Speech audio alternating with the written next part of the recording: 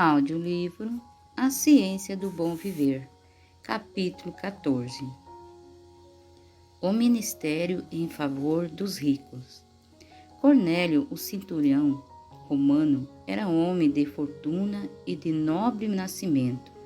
Ocupava uma posição de confiança e honra. Pagão pelo nascimento e pela educação, obtivera, mediante o contato com o judeu, certo conhecimento do verdadeiro Deus e adorava-o, mostrando a sinceridade de sua fé pela compaixão para com os pobres. Ele dava esmolas ao povo e orava sempre a Deus. Atos capítulo 10, verso 2. Cornélio não tinha conhecimento do Evangelho segundo fora revelado na vida e morte de Cristo. E Deus enviou-lhe uma mensagem diretamente do céu e por meio de outra mensagem dirigiu o apóstolo Pedro para que o visitasse e instruísse. Cornélio não se achava ligado à igreja judaica e teria sido considerado pelos rabis pagão, imundo, mas Deus lia a sinceridade de seu coração e enviou mensageiro de seu trono para que se unisse ao seu servo na terra, a fim de que ensinasse o evangelho a esse oficial romano. Assim, hoje em dia, Deus está buscando pessoa entre as de alta classe, da mesma forma que entre as humildes há muitos como Cornélio, os quais ele desejava ligar à sua igreja. Essas pessoas simpatizam com o povo do Senhor, mas os laços que os ligam ao mundo os prendem firmemente. É preciso coragem moral para que esses homens se coloquem ao lado dos humildes. Esforços especiais se devem fazer por essas pessoas, que se acham em tão grande risco devido à responsabilidade e à convivência que têm. Muito se diz quanto ao nosso dever para com os pobres negligenciados. Não se deveria, porém, dar alguma atenção também aos negligenciados ricos? Muitos consideram essa classe um caso perdido e pouco fazem para abrir os olhos daqueles que, cegos, ofuscados pelo falso brilho da glória terrena, perderam de vista a eternidade. Milhares de ricos têm abaixado ao túmulo, inadvertidos, mas por mais indiferentes que pareçam, muitos entre eles são almas oprimidas. Quem ama o dinheiro jamais se fartará de dinheiro, e quem ama a abundância nunca ficará satisfeito com o que ganha. Efésios 5:10. Aquele que diz ao ouro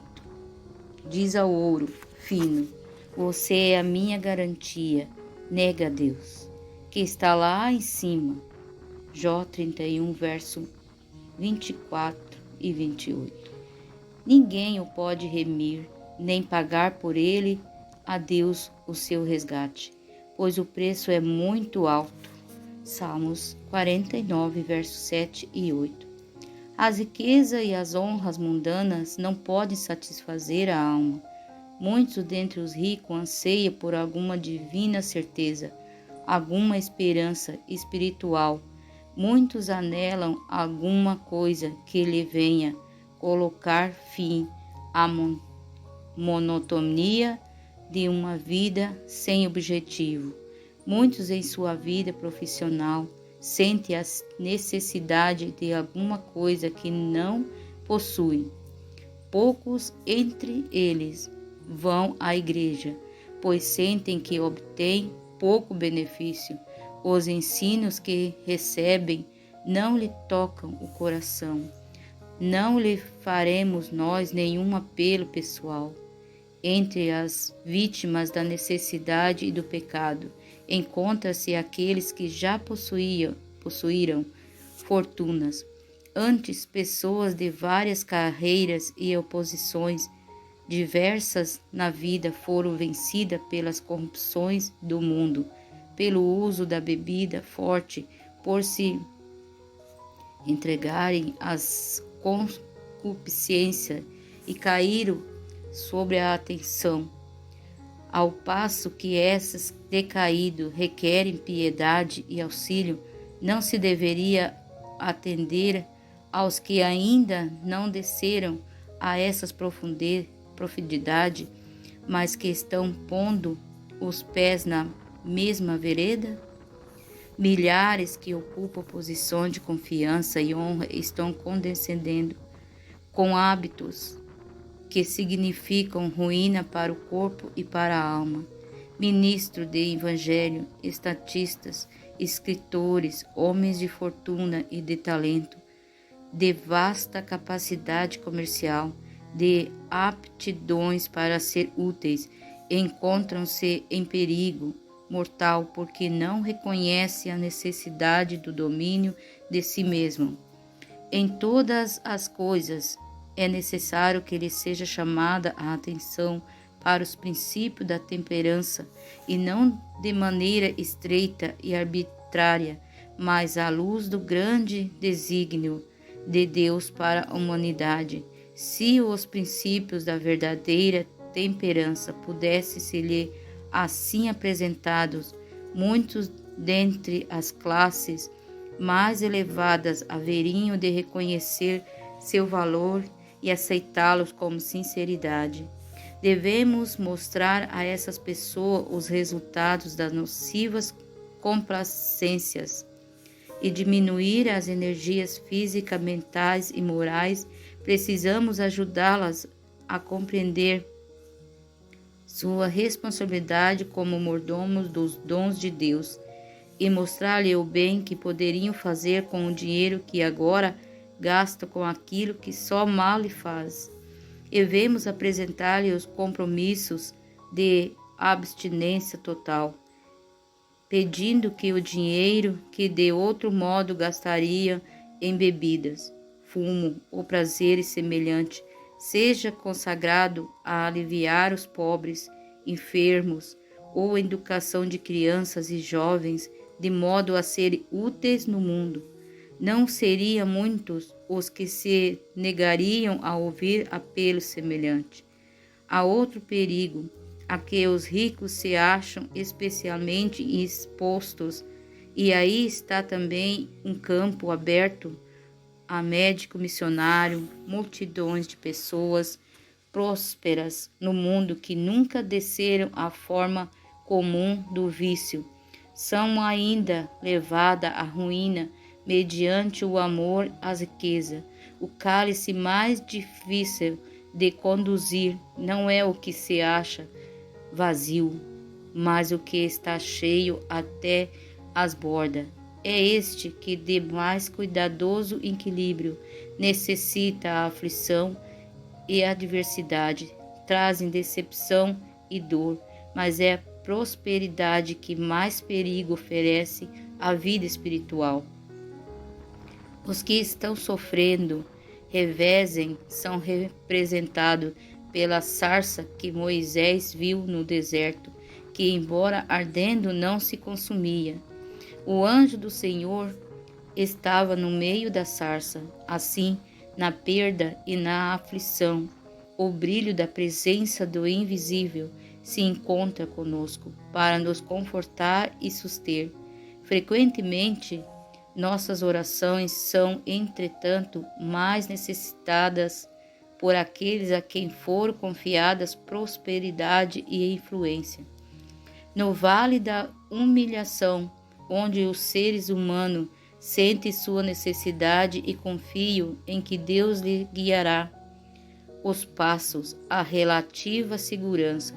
Mas aqueles que se acham, por assim dizer, em elevado pináculo e que, devido à sua posição, julgam-se possuidores de grande sabedoria, esses se encontram no maior perigo, a menos que essas pessoas façam de Deus a sua confiança, certamente irão cair.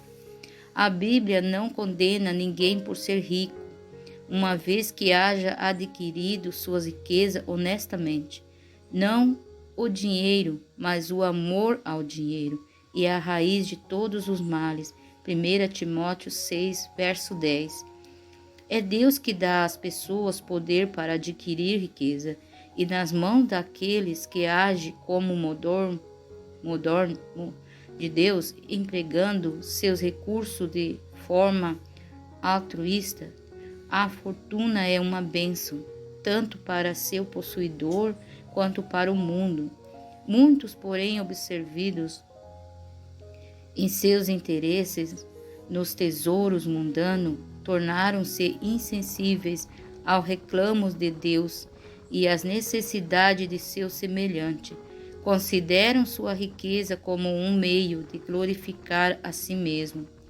Acumulam casas e mais casas, terras e mais terras. Enche sua casa de luxo, enquanto tudo ao seu redor são seres humanos, em miséria e criminalidade, em doenças e morte. Aqueles que assim consagram sua experiência a servir a si mesmos estão desenvolvendo não os atributos de Deus, mas os de maligno. Essas pessoas estão necessitadas do Evangelho. Preciso desviar os olhos da vaidade das coisas materiais para a contemplação das preciosidades das imperecíveis riquezas. Necessitam aprender a alegria de doar, ao bem-aventurança de ser colaborador de Deus. O Senhor nos ordena: exorte os ricos deste mundo, o que não depositem a sua esperança na estabilidade da riqueza, mas em Deus, que tudo nos proporciona ricamente para nosso prazer. Que eles façam o bem, sejam ricos em boas obras, generosos em dar e prontos a repartir, ajuntando para si mesmo um tesouro que é sólido, fundamento para o futuro, a fim de tomarem posse da verdadeira vida. 1 Timóteo 6, 17 a 19.